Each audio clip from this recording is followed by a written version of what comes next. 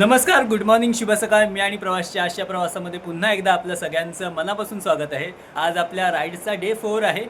3 दिवस आपले पूर्ण राईडमध्ये गेले होते, कारण आपण 3 दिवस पूर्ण राईडच चालू होती. आणि आत्ता आपण जाणार आहोत कन्याकुमारीच्या देवीच्या दर्शनाला. आणि तयारी वगैरे झाली आमची. सकाळचे 11 वाजलेत. रोज लेट होत होता, त्याच्यामुळे आज पण आम्ही ना जास्त आराम केला. म्हणजे आज सकाळी लवकर उठायचा प्रयत्न केलाच नाही आम्ही. म्हटलं जेव्हा आपण उठू तेव्हा निघून जाऊ आणि त्यानंतर आपण आपला पुढचा प्लॅन ठरवू. आणि आपण मुंबईवरून कन्याकुमारीला येत होतो, म्हणून हे एक आपण एक टी शर्ट एकदम लास्ट मोमेंटचा प्लॅन होता. आम्ही दुपारी टी शर्ट प्रिंटसाठी दिले होते आणि त्यानंतर ते टी शर्ट मिळाले त्याच दिवशी आम्हाला.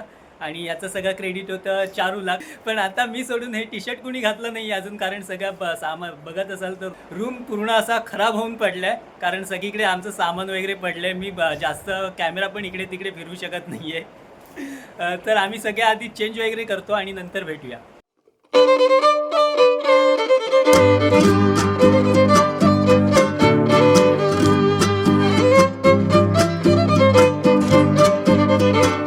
तर आम्ही सगळे रेडी झालो. ती एक प्रथा असते आरशासमोर व्हिडिओ बनवायची, त्याप्रमाणे आम्ही ती प्रथा फॉलो करते.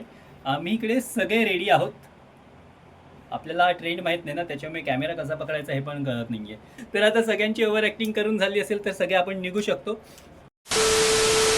खूप मेहनत करून एकदाच हॉटेलच्या बाहेर पडलो आहे देवीच्या दर्शनाला, कारण हॉटेलमध्ये एकदा गेल्यावर तिथे जो टाईमपास चालतो आणि खास करून बॉयज असल्यानंतर, आणि त्यात असं एक बॉयज हे इथं उदरच्या देख रहा हा लेट करण्यासाठी आमच्यात स्पेशालिस्ट. कारण आम्ही मगाशी चप्पल घेण्यासाठी बाहेर पडलो तेव्हा पण हा रूममध्येच होता, आणि चप्पल घेऊन आम्ही रिटर्न आलो तेव्हा पण हा रूममध्येच होता. काय करत होता कोणाला माहीत नाही. लेट झालं आहे पण टाईमपास करायचं काही कमी येणार नाही आहे तिथे कोण. हे बघा, अजून चप्पल बघितली आहे, फायनल केली आहे, तरी पण अजून त्याला चेक करायचे.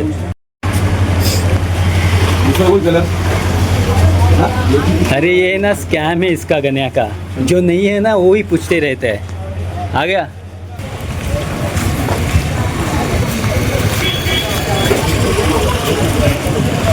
मला मंदिराचा फोटो काढायचा आणि हे आमचे ओव्हर ॲक्टिंगची दुकानं आहेत ना. समोर दिसते आपल्याला गेट मंदिराचा. आधी आपण मंदिरात जाऊ आणि त्यानंतर आपला पुढचा प्लॅन अजून फिक्स नाही आहे. इथे मंदिरात आणखी किती वेळ लागणार आहे त्याप्रमाणे आपण आपला प्लॅन पुढचा ठरवू.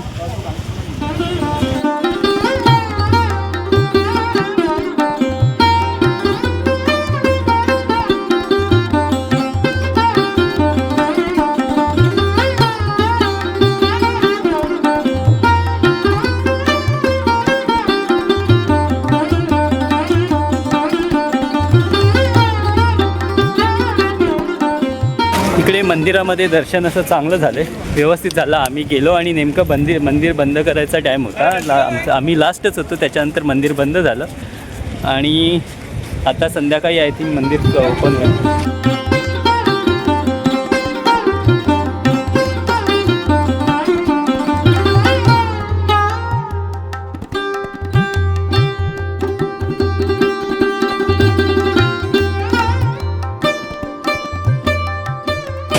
आणि आपण आलो आहोत कन्याकुमारीला फायनली. आता सुचत नाही बोलायला काही, कारण इतके 3 दिवस आम्ही सफर करतोय. एवढं जो त्रास सहन केला आहे राईड करताना, तो आता इकडे सफल झाल्यासारखा वाटतो.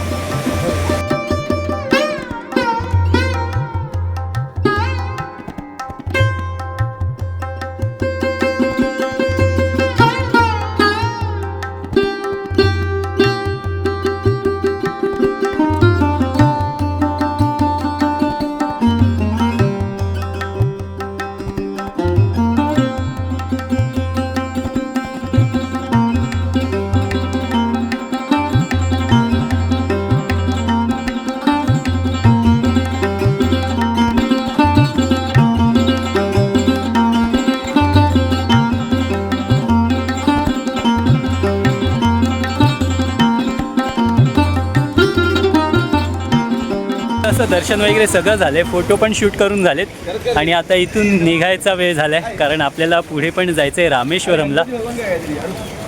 तर आता इथून निघू, आपल्या हॉटेलवर जाऊ आणि चेंज करून आपण निघूया रामेश्वरमला. आणि मध्ये बाईकचं पण छोटी मोठी कामं करायचं. माझ्या बाईकचं विंडशील्ड तुटायला आले पूर्ण आणि त्याच्यानंतर ऑइलसुद्धा चेंज करायला लागणार आहे कारण 150 cc आहे आणि मी खूपच त्याचा गैरफायदा घेतला आहे. आणि या मंदिरामध्ये येताना आमच्याकडून एक एंट्री फी घेतली, ती गव्हर्मेंटकडून आहे, 10 रुपये एंट्री फी आहे. आणि त्यानंतर जी पूजेची एक आपल्याला काय म्हणतात चंदनाचा टिळा वगैरे मिळतं ते 5 रुपये तिथे द्यावे लागतात आपल्याला.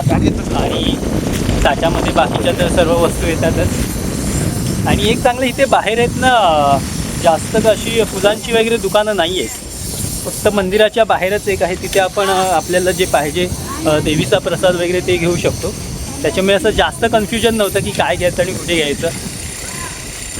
इकडे लिमिटेड टाईम आहे खूप, त्यामुळे इथे जास्त वेळ घालवता नाही आला आपल्याला. तर आता इथून पळूया. चारू आणि गणेश पुढे गेलेत, मी एकटाच पाठी राहिलो या व्हिडिओ बनवायच्या नादामध्ये. दुपारचे 2:45 वाजलेत. आत्ता आम्ही निघतोय कन्याकुमारीवरून. हे पाठी आहे हॉटेल सीलँड, इकडे आम्ही थांबलो होतो. आणि त्याच्या अपोजिट आम्ही पार्क केले आता बाईक सध्या कामासाठी, कारण आपलं सामान बांधून झालं आहे बाईकवर, त्याच्यासाठी इथे पार्क केली होती. हॉटेलचा स्टाफ वगैरे एकदम छान आहे, काहीच प्रॉब्लेम नव्हते इथे. तरी आमचं चेकआउट होतं 12 वाजता आणि आम्हाला 2 वाजेपर्यंत त्यांनी एक्सटेंड करून दिलं आहे. बहुतेकदा असं कोणी देत नाही पण यांनी करून दिलं. आणि हॉटेल खरंच खूप छान होतं, बाकी फॅसिलिटीज खूप चांगल्या आहेत, मीन्स वॉशरूम वगैरे. तर साहजिकच खूप रिकमेंड करू आम्ही हे हॉटेल सीलँड. तर आता आपण इथून निघूया. बघाल इथे सगळं लगेच आपण बांधतोय ते झाले. तर आता वेळ न दवडता आपण आता इथून निघूया.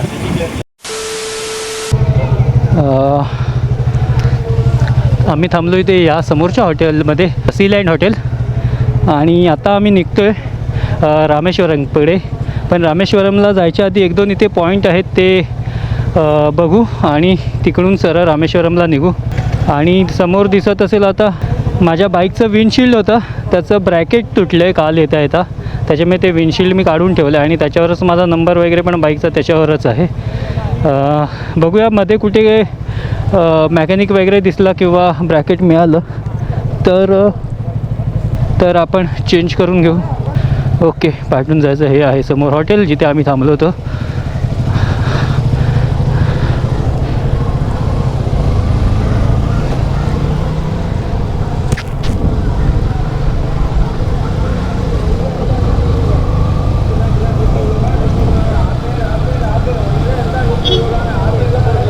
आणि इथे हा खाली रस्ता जातो मंदिराकडे, कन्याकुमारी मंदिराकडे.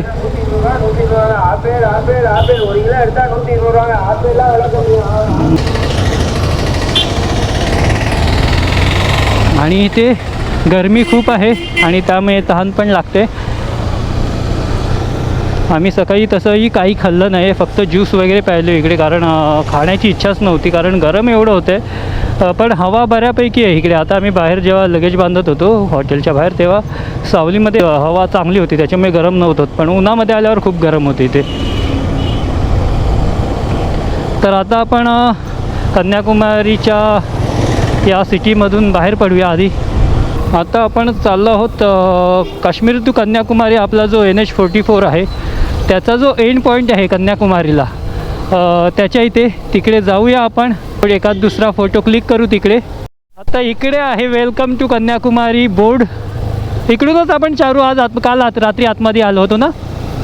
रात्री आपण इथूनच आतमध्ये एंट्री केली होती, पण गोप्रो बंद केला होता काळोख असल्यामुळे, त्यामुळे मलाही कळलं नाही.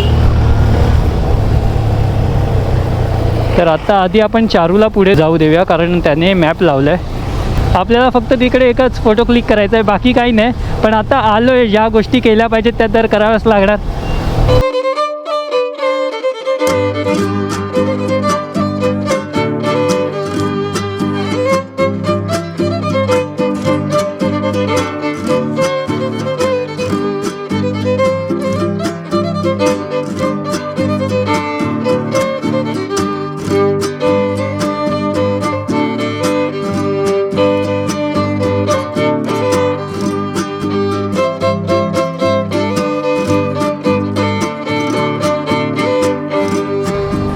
जस्ट आत्ताच आम्ही निघतो आहोत कन्याकुमारीवरून. तर इथे होतो आम्ही कन्याकुमारीच्या TTDCमध्ये. नाश्त्यासाठी थांबलो होतो. इकडे आहेत ना नाश्ता लंच खूप म्हणजे लिमिटेशन आहे. सकाळी पण आम्ही नाश्ता बघत होतो तर 11 नंतर नाश्ता नाही, ते लंच टाईम चालू होतो. संध्याकाळी पण आम्ही 4-5 वाजता आता इकडे जे NH44चा लास्ट पॉईंट आम्ही जिकडे आलेलो तिथे हॉटेल्स होते, तिथे नाश्ताच नव्हता. मग शोधून हे TTDCमध्ये आम्हाला मिळालं, पण तिथे पण थोडा टाईम म्हणजे तिकडे पण आम्हाला पाहिजे ते नव्हतं खाण्यासाठी. पण जे होतं ते आम्ही मान्य करून नाश्ता तर केला, पण बराच टाईम गेला त्याच्यामध्ये. आणि आत्ता वाजलेत संध्याकाळचे 7.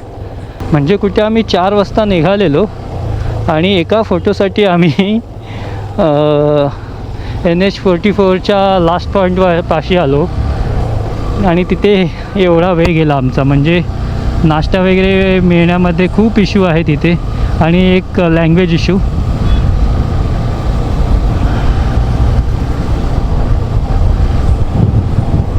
आणि त्यामुळे थोडं आणखी लेट होत चाललं आहे आम्हाला.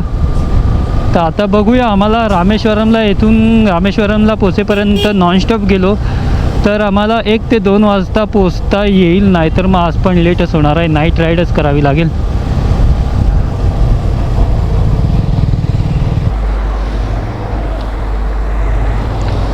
आणि ना माझ्या बाईकचं ऑइल खूप कमी झालं आहे.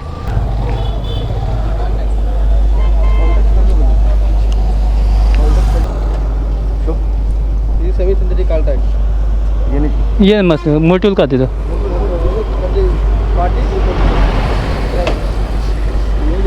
ये.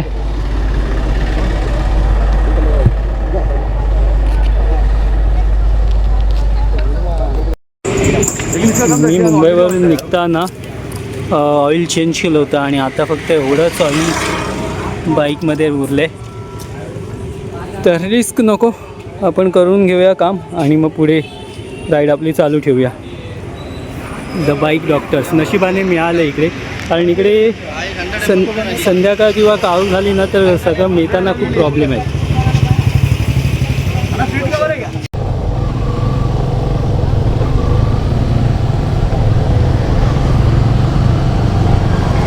ऑइलसुद्धा चेंज करून झाले, गरजच होती ऑइल चेंज करायची, कारण 1600 किलोमीटर माझे कंप्लीट झालेत आणि माझी बाईक ऑलरेडी इश्यू आहे. ऑइल लवकर कमी होतं आणि आपण डिस्टन्स पण खूप कवर करतो आहे या 4 दिवसामध्ये. इथून राईटला मदुराई. ओके, आपण चाललो तर रामेश्वरमला. आता इकडून राईट आहे, या राईटनेच जायचं आहे आपल्याला सुद्धा.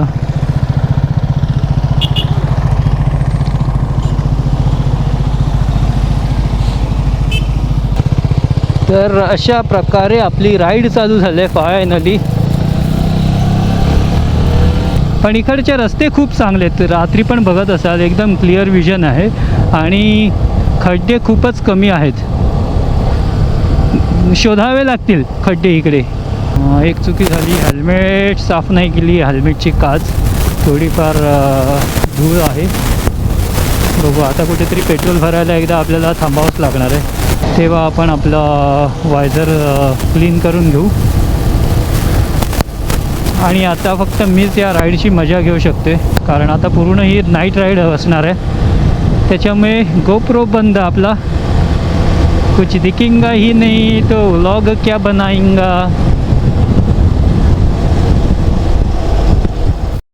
आता आम्ही जिथून निघालो ना NH44चा एंड पॉईंट, तिकडे जो बोर्ड होता ना त्या बोर्डसाठी आम्ही खास फोटो काढण्यासाठी गेलेलो त्या बोर्डच्या इथे.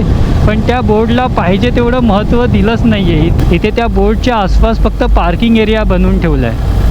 म्हणजे खरं पाहिलं तर त्या बोर्डचं महत्त्व खूप असायला पाहिजे, कारण आपल्या इंडियाचा जो NH44 आहे त्याचा एंड पॉईंट आहे.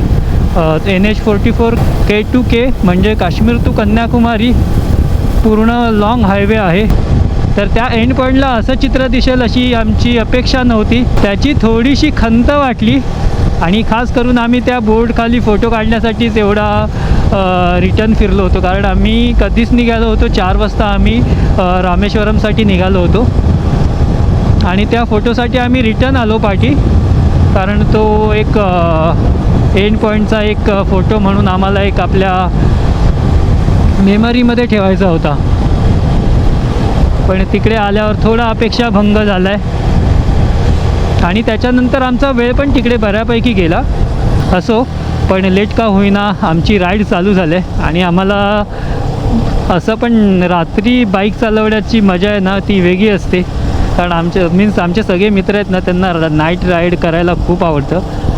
नाईट राईड करणं सेफ नाही आहे खरं तर, पण आता आम्हाला पर्याय नाही आहे नाईट राईड करण्याशिवाय, कारण आधीच माहीत आहे की आपण आपल्या प्लॅनपेक्षा खूप लेट आहोत आणि त्यात हे बाईकचे वगैरे असे छोटे मोठे जे इश्यू होत राहतात ना त्याच्यामुळे सगळे प्रॉब्लेम्स होतात.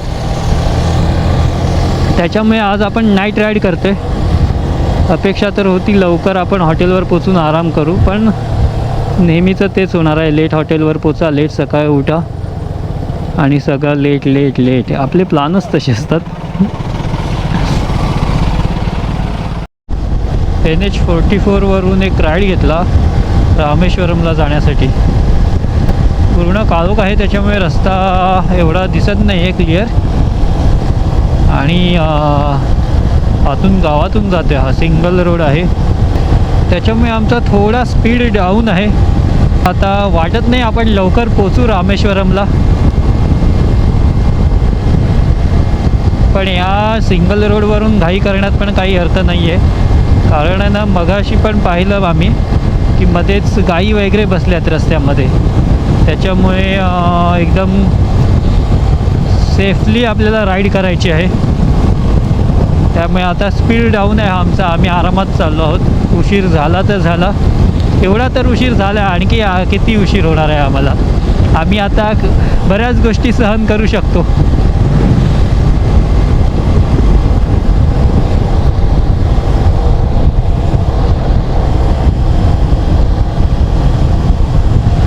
चला आता कॅमेरा बंद करतो आणि रस्त्याकडे कॉन्सन्ट्रेट करतो, कारण रस्ता खूपच नॅरो आहे आणि इथे हे हायलायटर तरी दिसतात आहेत पण काही ठिकाणी अजिबात काही नाही आहे.